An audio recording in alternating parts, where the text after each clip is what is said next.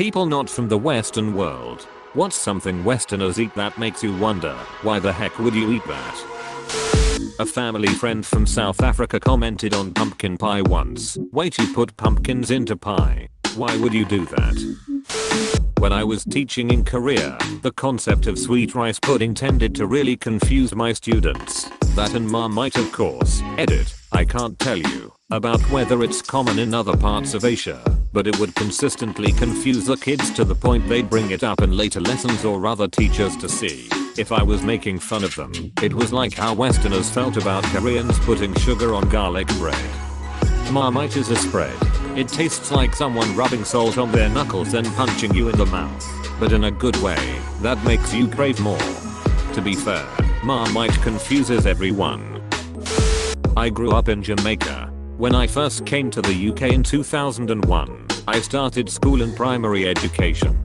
Everyone in my class liked fish fingers, but no one could convince 7-year-old me to eat it, because coming from an island, I know fishes have fin.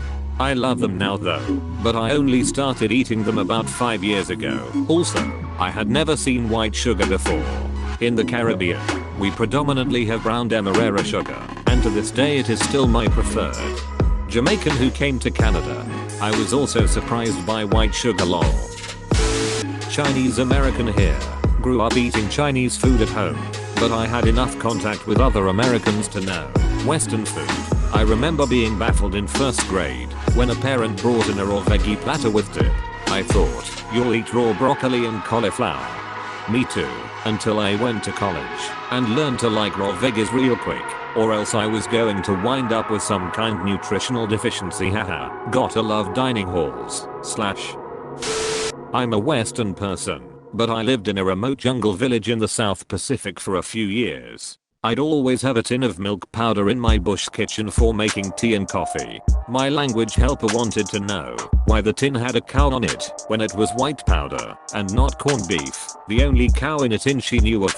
I explained the origin of milk powder and how in my country we get it slightly fresher as a liquid and many people drink it.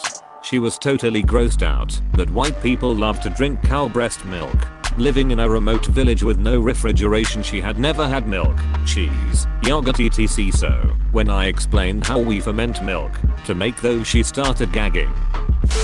When I vacationed in the US, I ate briskets and those other meats that are smoked and or charred. I forgot what it's called, but it tastes heavenly, and I miss eating that. Barbecue. I'm half American, half Indonesian, and grew up in several countries. Didn't move to the other states, New York City specifically, until I was in my 20s.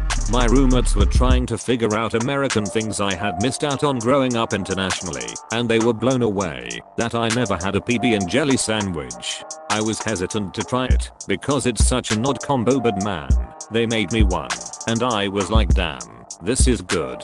Also, s'mores was something they introduced me to one summer. I was used to eating cheese on graham crackers and never thought of it as a vessel for dessert.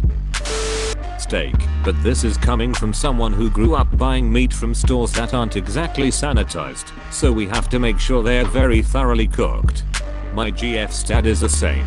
Gets his steak well done to this day. Live and let live, I say, but when I told them that in the country I grew up in we eat raw pork on the regular, he thought I was joking. My mom is from a village in Burma. When my mom and her family moved to Macau, then a Portuguese colony, they were served ham for the first time during the trip.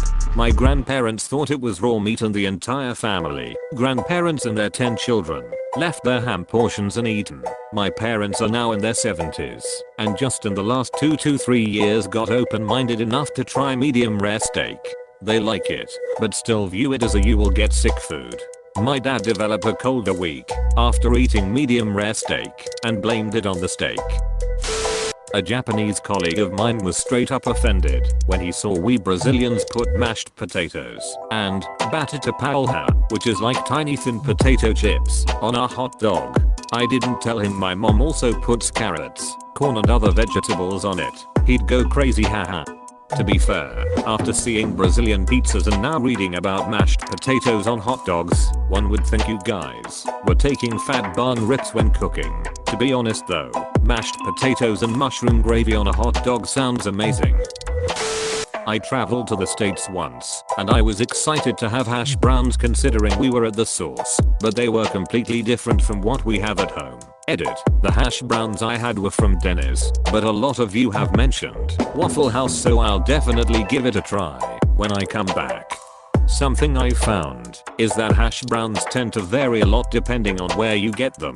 They're all good, but it seems like each place has their own spin on it. My family's been living in the States for a long while now. My parents don't buy celery that often, unless they are planning to use it for a dish. So, when my parents saw me wash some stalks then take out the peanut butter, they were like making ants on a log in class, is what helped me like celeries as a kid, but I guess it's not a thing in Korea. Or at least for my parents' generation. No clue about now. My parents weren't into the celery with peanut butter. Too sweet, they said. But then my mom takes out the mayo and uses it as a dip for the celery. It was my turn to go, though it honestly didn't taste as bad as I thought. Cheese. When my mom encountered cheese for the first time, she thought it was something that had gone bad. She's from a small village in China, by the way. Well, to be fair, cheese basically is milk that's been allowed to go bad in a controlled manner. The item itself isn't a specific Western thing, but the cooking style is. Ramen noodles. I'm from a Southeast Asian country and instant noodles are very common. We don't call it ramen either, since ramen technically is a specific type of Japanese noodles. It's odd to me that in Western countries it's seen as something to eat when you are dead broke / have no other options, and the most important thing is you'll usually eat it plain, or with barely any added ingredients / seasoning. Where I come from we have instant noodles in a huge variety of flavors, mostly spicy flavors, and we usually add a lot of veg or meat, egg, etc. Many of us, of all ages, also tend to eat it as supper or dinner food if we are lazy to head out, so it's not just a college thing. Eat it plain, because you can't afford to put much else in it when you're a broke college student. Hear me out, I'm from Southeast Asia. In our country, avocado is like a fruit dessert. Usually, we eat it as it is, or we mix it with powder milk, or better yet we use this to make ice candy. It surprises me a bit that someone is using this as a spread for a sandwich like a tomato. American here. I used to think the best use of avocado was guacamole, but then I had an avocado milkshake from a Vietnamese restaurant. Monte Cristo sandwich. Deep fried ham and cheese sandwich, dusted with powdered sugar, served with jam. WTF Americans. Edit. FYI, I tried it at Disneyland Blue Bayou as a tourist after lots and lots of online recommendations. To be fair, I thought the same thing before I had one. I guess just what's the deal with french fries and ranch dressing? It really depends on the ranch. Not all ranch is created equal, but the good stuff is amazing on seasoned fries. My South African cousin was pretty offended by corn on the cob. That's food for livestock. That's your cousin thing. South Africans definitely braai con.